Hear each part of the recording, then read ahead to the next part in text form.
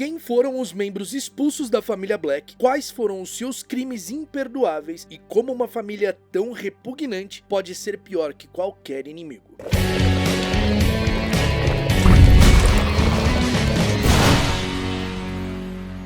Fala aí, bruxões, beleza? Tá chegando agora aqui no Caldeirão Furado, então deixa de ser trouxa, se inscreve e ativa as notificações pra você receber todos os vídeos postados. E se você quiser contribuir de alguma forma com as produções, o botão valeu tá aí, o seu comentário fica em destaque entre os demais, ou você pode se tornar um membro do canal, valeu? Uma das mais antigas, tradicionais e ricas famílias bruxas do Reino Unido, os Black não eram conhecidos por sua bondade, tolerância e humanidade. Eles cultivavam uma visão elitista e inflexível relacionada à magia e à linhagem. Para os Black, o valor de uma pessoa não estava em seu caráter, mas sim no sangue que corria em suas veias. Um sangue que julgavam superior a outros, quase sagrado e que precisava ser protegido a qualquer custo. Essa mentalidade não era apenas uma mera opinião, mas uma ideologia cuidadosamente preservada ao longo dos séculos. O brasão dos Black, orgulhosamente, carregava a frase toujours pur, que vem do francês e significa sempre puro. E ele não era um simples símbolo de status, mas uma declaração de princípio, de valores e de moralidade. A pureza de sangue era o eixo moral da família, o critério pelo qual alianças eram formadas, casamentos arranjados e pessoas aceitas ou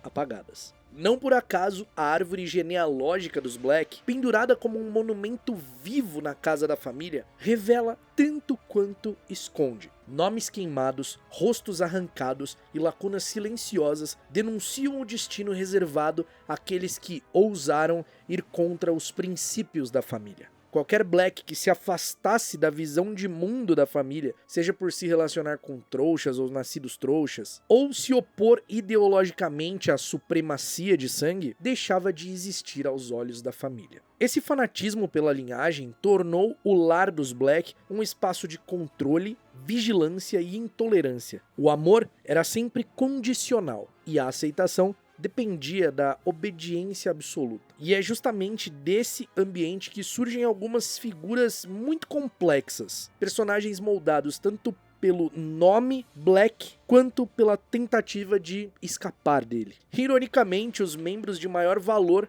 para a família Black eram aqueles cujo caráter era bastante duvidoso. Alguns criavam tradições como decapitar elfos domésticos da família que já estivessem idosos demais e com dificuldades de lhes servir. Outros subornavam o Ministério da Magia com quantias absurdas de dinheiro para receber honrarias como a Ordem de Merlin. Sem contar os muitos casos de pais que colocaram filhos para fora de casa na tentativa de apagar ou de limpar uma sujeira em sua história. Apenas 7 gerações da família Black são conhecidas através de sua árvore genealógica. E hoje eu vou falar sobre os membros que foram expulsos, expurgados, extirpados dessa linhagem. Aqueles que cometeram crimes imperdoáveis perante a lei da família sempre pura. Na primeira geração, a irmã mais nova de Phineas Nigellus Black, que foi o diretor menos popular de Hogwarts, sofreu toda a pressão que a família podia exercer sobre ela. Isla Black se apaixonou e se envolveu com Bob Hitchens, um nascido trouxa. Ela não poderia ter cometido o crime mais grave para a família Black. A mistura do seu precioso sangue puro com o sangue de um bruxo vindo de uma família trouxa? Não, era demais, uma grave violação. Então, o nome de Isla foi queimado da tapeçaria, ela foi tirada como se ela nunca tivesse existido, como se ela tivesse sido podada. O destino de Isla Black é desconhecido, mas ela se casou com Bob Hitchens e muito provavelmente abandonou o nome dessa família, que foi um ponto de sofrimento para ela, que não aceitava o seu amor com um nascido trouxa, e provavelmente deu linhagem a um novo ramo da família, onde com certeza existia mais aceitação,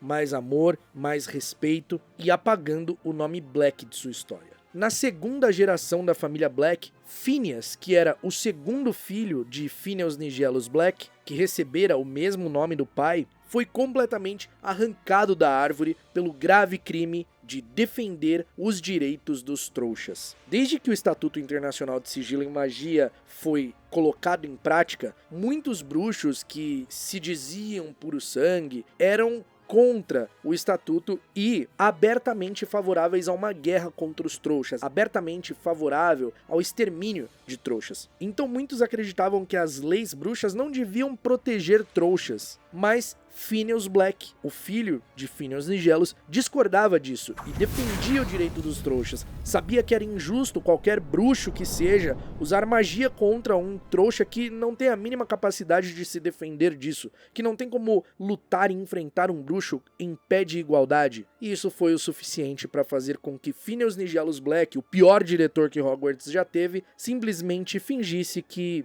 ele não tinha um de seus filhos, que ele nunca existiu, que ele foi simplesmente apagado da história. E não pense que a crueldade e intolerância da família Black se limitava somente àqueles que escolhiam ir contra os seus princípios. Aqueles que simplesmente não tinham escolha também acabavam sendo alvos. Na terceira geração, Marius Black também foi completamente apagado da árvore genealógica porque ele era um aborto. Agora, imagine uma família tão pura, de sangue tão puro quanto os Black, produzir um bruxo que não desenvolve magia, filho de bruxos puros que não consegue fazer nenhum tipo de feitiço, que não desenvolve nada. Não pode ser. Não, é demais pra família Black. É demais, isso é um ultraje, uma vergonha, um escândalo. Então, ele é queimado da tapeçaria. Phineas Nigellus Black deveria estar muito orgulhoso, porque pelo menos o seu filho Cygnus Black fez o que era certo. Quando teve um filho aborto, foi lá e queimou da tapeçaria. Não era igual o seu outro filho, Phineas, que defendia o direito dos trouxas. Não. Esse que teve o filho aborto vai lá e queima da árvore genealógica, tira, extirpa, expurga. Não se sabe qual o destino de Marius Black, mas é muito provável que ele tenha conhecido alguém sem magia e tenha se relacionado com essa pessoa, porque é comum que abortos simplesmente passem a viver no mundo trouxa, para evitar, para fugir do preconceito e da opressão dos bruxos. Ainda na terceira geração dos Black, outro membro da família trouxe muita vergonha à tão pura família. A neta de Phineas Nigellus Black cometeu o terrível crime de se casar não com um mestiço, não com um nascido trouxa, mas sim com um puro sangue, que era considerado um traidor. Nada era pior do que um bruxo de puro sangue que não honrava sua pureza, e Cedrella Black foi completamente queimada da tapeçaria da árvore genealógica da família porque se casou com Septimus Weasley, a pior família sangue puro possível, traidora do sangue que não valorizava a pureza. Certamente isso não foi um problema para Cedrella Black, que viveu muito feliz com seu marido Septimus Weasley, com quem teve seus filhos, um deles sendo Arthur Weasley. E não pensem que aqueles que ajudam os membros que são tidos como renegados escapam do crivo, da moralidade, do senso de pureza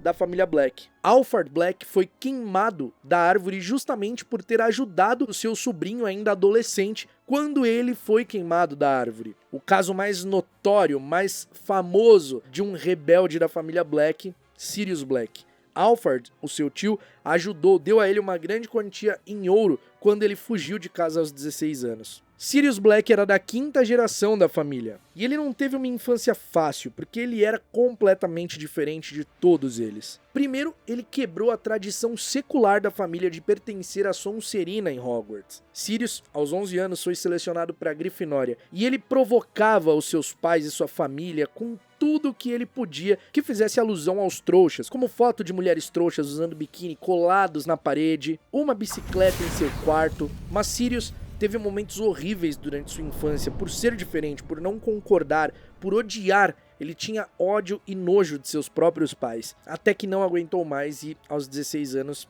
fugiu de casa. E com isso ele foi queimado da árvore genealógica por ser um grande traidor. Uma vergonha para os seus próprios pais. E com o dinheiro de seu tio Alphard, depois de ficar morando nos Potter enquanto estudava em Hogwarts, aos 17 anos, Sirius Black comprou sua própria casa. Mas Sirius Black não foi o único da quinta geração a ser queimado, expurgado da família. Sua prima Andrômeda Black também cometeu o grave crime de se apaixonar por um nascido trouxa.